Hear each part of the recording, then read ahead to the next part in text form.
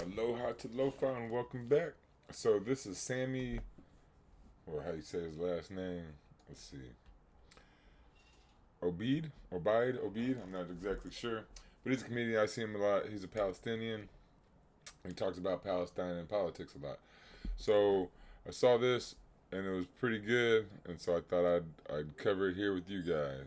No, I was just annoyed. That's an interesting take. I don't support Trump's administration, but I didn't want Trump to be president have influence. because I have a platform. I should not speak how I feel. Reflect more on how you feel. I need more sleep. I gained a lot of fans last year, and I also lost a lot of fans last year. And I lost fans, not even really just for talking about Palestine. I lost fans when the election happened, and I was just honest about my take. You know, I thought we lived in a democracy.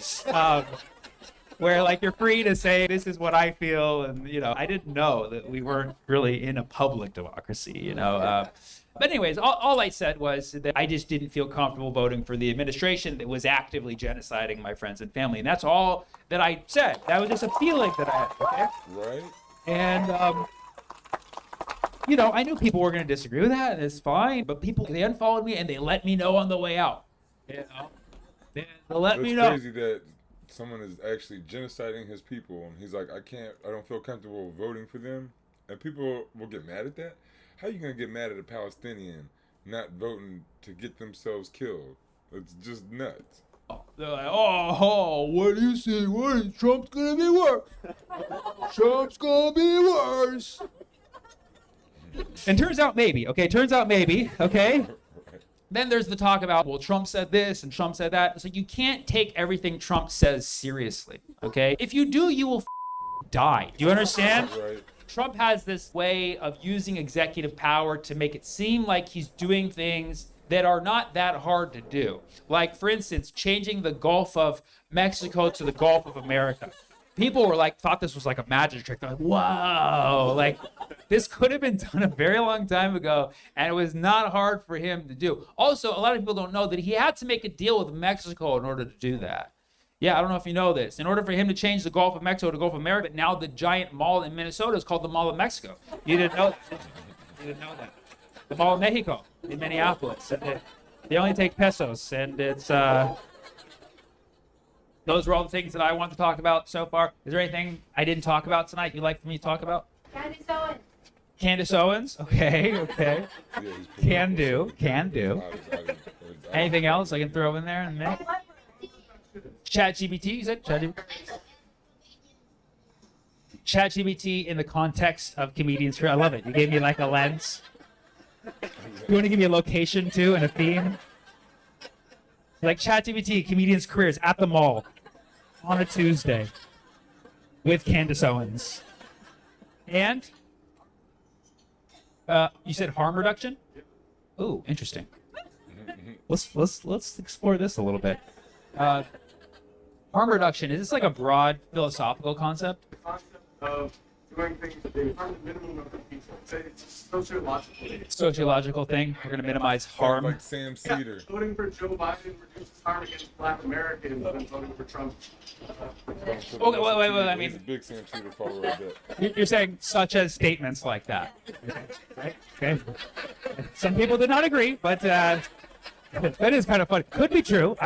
We don't have the data on that, but it is kind of funny that it's like you have to vote for a president that's incapacitated to be better to Black Americans. Like, how up of America is that? Where you got to vote for the guy? If you vote for that guy, it's gonna be better. And then, why in the world would you say that voting for Joe Biden, the author of the crime bill, who doesn't care about people and will state it, why would you say he's better for Black Americans? He put a lot of Black fathers in jail, separated a lot of Black families, did a lot of harm to Black people. Joe Biden's awful for Black people. How could he be better than anybody for Black people? That's crazy to say that. Like, if you think Joe Biden is better for Black people than anybody else, you need to look at history a little bit. He is not good. And even Kamala Harris said he wasn't. She was talking about that busing stuff, and she was that girl. So, to talk about harm reduction to Black Americans by voting for Joe Biden, you have no idea what you're talking about. The guy in the audience, like how he's saying there's no proof of that, right? There is proof that that's not true. Go look at him in the 90s talking about the crime bill He doesn't care how people got to where they were, that he just needs to put them in jail to save the people that he cares about. And then see what he said about his son doing the same crimes that he put black people in jail for. That's crazy to say that Joe Biden is better for harm reduction for black people. In no way, shape, or form is he better for black people. I don't know if it's true or not. I don't know if it's true or not. Okay. It's not true. So harm reduction. Were you hoping that that was the specific thing I was going to look at with it, or something else? No, I was just somewhat annoyed with the equivocation The equivocation of what? of voting for either party. Oh, when I said it? Not now, or not before, but slightly now. Because now that Trump's in power, I feel like you should have better context to understand that there was reduced harm in voting for the other party. Okay. Let's look at this, because this is a very hot topic, okay? First of all, that's not how I vote. I don't vote from a projected reduced harm, because you never know. I don't trust a single politician, and who knows? Let's say you're 100% right and Biden became president again, which I don't think anybody wanted, by the way. I think that's an interesting take. Like, we should have gone back to Biden. Like, that's a very unique take. First of all, that's not how I vote. I also vote by, how I feel about an administration, and do I want to support people who I think are I bad? felt supporting Trump's administration was better. Here's the thing. I get where you're coming from. You like to see it as, if you don't vote for this, you are voting for that binary. But that's not how I see it. I believe that democracy as an institution can only work if we actually have freedom of choice in who we vote for. And if the establishment doesn't listen to us, they'll never get it. We'll be locked into this two-party system for the rest of our existence. He sounds like he might be for the Green Party. Gotta give this guy a call. Let's see. Listen, if you want like a personal attachment to it, like you see what's happening in Gaza right now, it's some of the worst we've ever seen, like literally ever seen. We saw horrible under Biden, but we are seeing some of the worst in this exact moment. Did I ever say, oh, Trump's going to be better for Gaza? I never said that. I never said I'm foregoing my vote for Trump. I never said that, okay? All I do is I go by my intuition and what I feel is the right thing to do, and I have no regrets about Have influence. But I have influence because I have a platform. I should not speak how I feel. Ooh, they're quiet. You're saying I should, instead of speaking how I feel personally, Reflect more on how you feel. reflect more on how I feel. I did. So if you've been the end of the show is gonna get really interesting, right? ChatGPT will see you later. Okay, so I didn't want Trump to be president. I don't think Trump is the president that a lot of people want in this country. Unfortunately, he's what we've deserved, because we as a society have this limited binary thinking, and so many people are just oblivious. Like the people in this room, we're actually having a discourse right now. The majority of this country has no interest in what we're talking about right now. They're watching football. Okay, so Trump is not the president we want. He's not the president we need, but he is the president that we deserve. He's the orange wrecking ball that unfortunately had to come to fruition because of what a country we've been. That's how I feel. I could be wrong. My goal is not to shame people for having chosen Biden or chosen Kamala. Like, most of my friends did vote for Kamala, and that's something I have to live with. That I have friends sitting amongst me who were like, yeah, she said she would do nothing different than Biden when it came to genociding the Palestinians, and they still voted for her.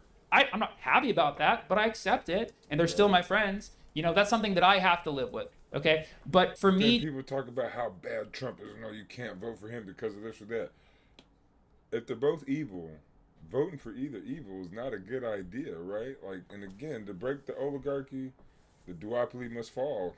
To say, all right, let's all think about the harm reduction. There was a lot of people who did that, and a lot of people who I respect and who I actually agree with on a lot of things actually did take that point of view and said, I know we don't like this genocide, but let's not get too ahead of ourselves. Let's still, vote for Kamala. I hear a lot of people say that, and that was fine. They had the right to do that. However, if I'm not speaking my mind and my heart, I do not sleep at night, okay? I already drink too much caffeine. I need more sleep, okay? We all need more sleep. If we all slept better, we would make better decisions. And you can sleep better when you make better decisions in the day. Make morally grounded decisions. You can sleep better. We can all be sleeping better and be more like Sleepy Joe Biden.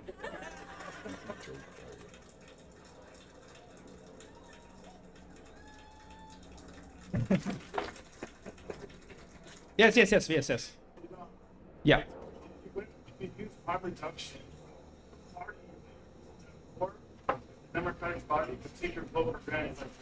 So a lot of minorities always voted for Democrats. What have they really done for minorities? Because they all you do is vote for the other side, so they think they got your vote locked in, so they don't have to look at your concerns and your needs. I very much agree with this point. To reiterate, basically, for example, in my case, I'll make it about myself. If I had voted for the Democrats, it would have signaled to them, like, yeah, we can basically get away with it. And the people who despise are still going to vote for us because they know that we are the harm reducers. Right, and that's what everyone kept telling me at that protest on Saturday, that, oh, I can't sign this thing for the Green Party to get you guys on the ballot because we need the Democrats to be there because they're going to reduce harm and this and that. And it was just like people are all watching the same thing, and they're not far enough left yet. Like, come on, man. Like, the Democrats they're the oligarchy. They're not going to help you. They do not care about you. The Green Party is much different. DSA, Libertarians, something. Find something that cares about you, because the Democrats don't, the Republicans don't. I mean, unless you're rich, but if you're rich, you're definitely probably not watching me. Right? Which, again, I don't even agree with. But yes, like, I don't like that. I don't like that people are like, yeah, they'll still with us because they have to. I don't like that. I don't do toxic relationships, and I don't do toxic administrations. I'm sorry. I don't do that. There's so many people in this world. There's so many different opinions, and I'm a mathematician, so of course I like to think macro. I like to think of like what is greater good. But at the same time, I have to make micro decisions. And if I'm not in harmony with my own micro decisions, then how can I expect the rest of the world to follow suit? I think that if everybody finds, right? Because I believe in harm reduction. I believe that one day we will have minimized harm to the greatest possible, okay? But also, we live in a capitalist society. We operate on money. Right? So we need to keep that in mind, that like that's how the system works, and we need to figure out if we focus on ourselves on the micro level, we can affect the macro. So how do we get massive harm reduction? We focus on ourselves, but also think about money. That's harm money. There you go. Harm money. Okay, that's the best I can do without using ChatGPT. So, okay, all right. Thank you for bringing that up, though. I think it's a good conversation. I'm literally getting into flame wars every day about it. So, this was nice. Candace Owens would probably have a different opinion. The recent thing I've heard about Candace Owens is that her monthly views have surpassed Ben Shapiro's ever since she broke away from him. So, oh, wow. Good for her. Good for her. Would she have been doing better under Joe Biden? I don't know. ChatGPT in the lens of comedians. Okay. Yeah, unfortunately, I've tried writing jokes with ChatGPT. They're worse than my own, believe it or not. Like, take the worst of my puns and, like, multiply it by 10. That's ChatGPT. But ChatGPT is still, like, in year 3. You know what I mean? Give it some time. It'll take my job. Yeah.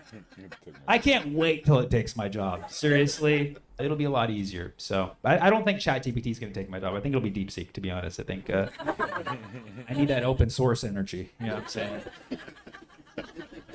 All right, give me a few other things. AOC and Bernie. AOC and Bernie. Is there anything specific going on with them other than a lot of recent fallout they've been having? Controlled opposition. Controlled opposition? Yeah. Can you elaborate for me? Well, just this idea, that Bernie is going to have all these people at his rallies, only to then turn around and support Israel and Yeah. Yeah, I mean, that's the thing about Bernie. It sucks. Bernie it makes me sad. There's so many points in history where I'm like, yes, Bernie, like, I love what you're saying. And then he just turns around and says, like, an AIPAC soundbite. Right. He takes money from AIPAC, right? There's only, like, a few. I know Massey is, like, one of them. Not necessarily my most aligned politician, but, at the end of the day, Bernie takes money from AIPAC. He does an AIPAC soundbite here and then, but then he also says all these other great things. And it's like, it's just one of these, like, I don't know. He's like a sheepdog. Sheepdog, sheeping us into the Democratic Party. The sheep just like, oh yeah, we're gonna fight the oligarchy, but right. The Democrats are getting all this money. Right. Right. He's Luigi in the streets.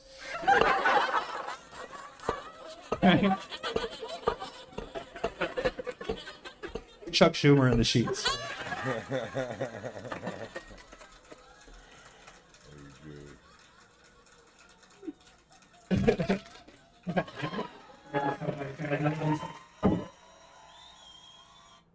There you go. But so yeah, again, that's exactly what I say. Not quite as funny, but like we got to get rid of this Democratic Party BS, right? The oligarchy, the Democrats are just as much a part of the oligarchy as the Republicans are. Green Party, DSA, Libertarian.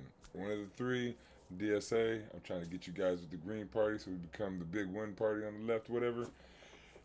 Yeah, so keep coming back to across the spectrum to let's build this Green Party, this left wing coalition, and get this stuff done, man. Let's beat this oligarchy. Let's beat this duopoly.